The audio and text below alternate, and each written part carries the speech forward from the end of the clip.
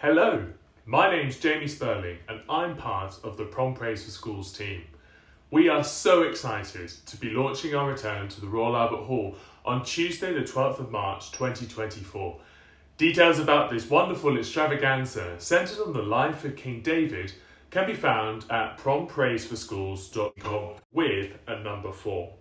There will be songs to learn, RE lesson plans, an art project, bookable in-class workshops and much more leading up to the event. Please do get in touch if you have any questions. Whether this is your first time hearing about PP4S or your school has been part of the project for 20 years, we cannot wait to see you again.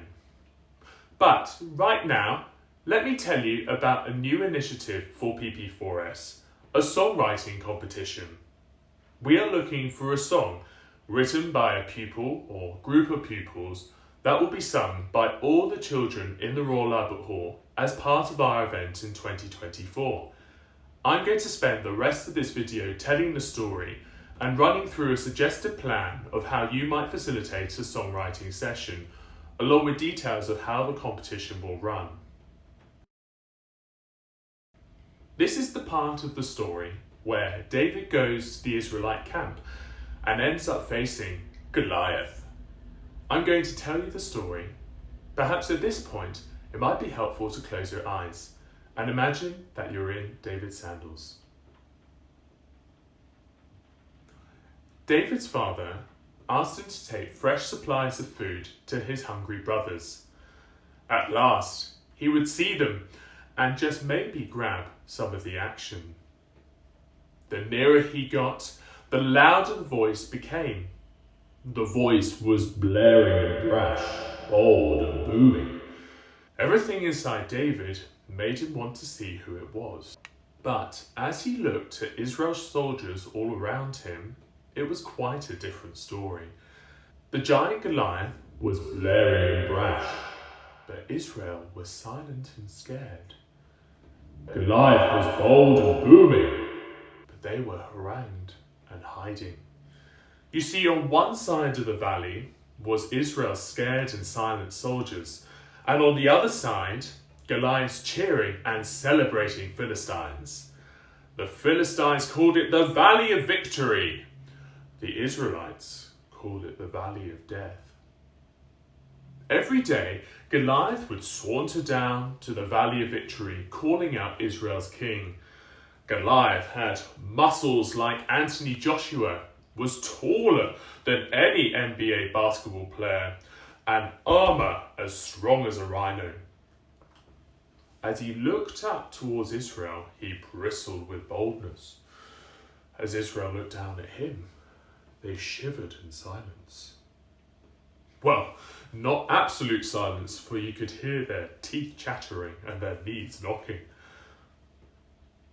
When Israel looked at him, it was only through their fingers, and Israel's king saw, well, he dared not look at all. Who would enter the Valley of Death to fight Goliath? When David arrived, it was not through his fingers that he looked at Goliath, but through the promises of the living God. When his brothers saw him, they told him to go home, for he did not look like someone who would save them. When the king of Israel saw him, he tried to make him look like a saviour. But David knew it was not what you looked like that mattered, but who you trusted in. It was not armour that counted, but God's promise to be with him in the Valley of Death. So the shepherd boy took his sling and his stones. The shepherd boy entered the Valley of Death to meet Israel's enemy. Goliath said he would have him for breakfast and feed him to the birds. David said he came in the name of the one who had made the birds, so Goliath had better get ready. One shepherd saviour with one sling and the promises of God. One stone was slung and one giant came tumbling down. Goliath had walked into the Valley of Victory looking very impressive. David had walked into the Valley of Death looking very insignificant. Goliath had walked into the valley of victory thinking he needed no one. David walked into the valley of death knowing he needed God's promises. Goliath was carried out from his valley of victory, vanquished. David walked out into the valley of the shadow of death, knowing God's goodness and mercy followed him always.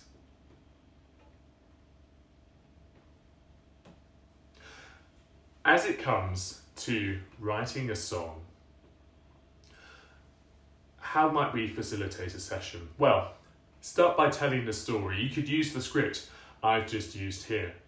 It would help the children to imagine that they're David in the story. You might ask them some questions like, how might he have felt visiting the Israelite army?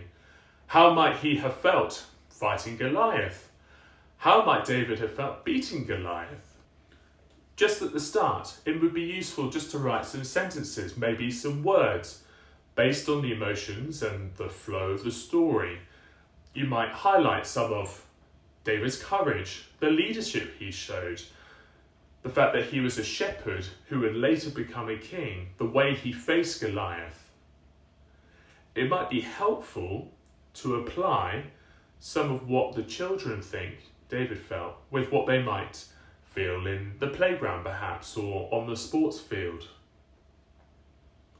With these sentences, then start thinking about how they would rhyme, or how many syllables there are in the sentences, and do they match? Once you've got something that is kind of poetic, might be 4 sentences of 8 syllables length, then think of a tune. Try and match the words to the tune and see where you go. At that point, it would be great to share with the rest of the class and then record. All we need is a little voice note or a home recording. Submissions must be made by Friday the 24th of February 2023. And do encourage the children to start it at school and then maybe take it home and work on it with their families as well. We will be running an inset in early January to workshop how we might facilitate these sessions as well. Thank you so much for watching this video, and we're really looking forward to seeing you soon.